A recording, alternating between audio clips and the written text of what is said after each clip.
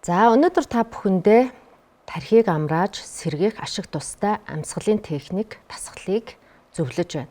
За энэхүү дасгалыг хийснээрээ өдрийн турш ачаалттай байсан тархи маань маш сайн амарч тархины хүчил төрөгчийг хангаж өгөхөөсөө гадна түмэн бодол түмэн тийм завгүй амьдралын стрессийг бууруулж өгдөг ашиг тустай ийм дасгал байгаамаа. Энэ дасгалыг зөгийн дүнгэнэлт гэж нэрлэдэг. За тэгэхээр янз янзаар хийж болдог. За өнөөдөр бүгдээрээ хамгийн анхны хүмүүс зориулсан хийхэд хялбархан аргаар суралцъя. 7 хуруу бэлдээд 7 хуруугаараа чихээ таглана. За чихээ таглахдаа чихний урд талын цэцгийг хоошоогоо түлхэх маягтай.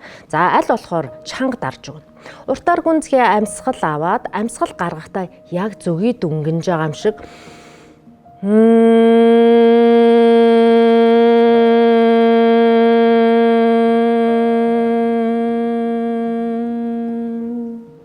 амьсгалыг дуустал яг ингэж дүнгэнж өгнө.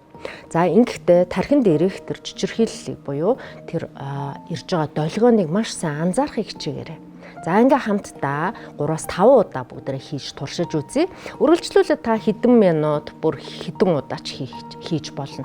Тархи хизээ сайхан амарсан байна, таны сэтгэл тайвширсан байна. Тэр хүртэл хийж болох юм байгаа шүү.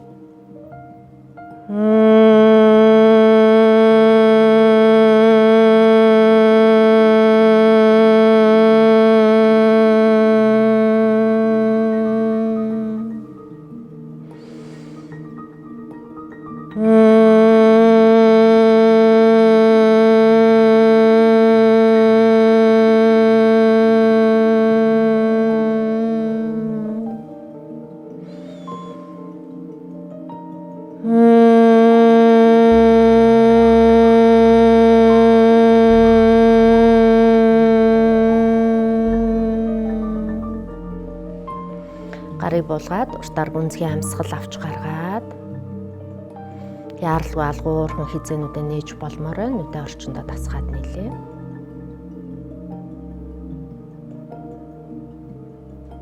Хамтдаа дасгал хийсэн баярлалаа.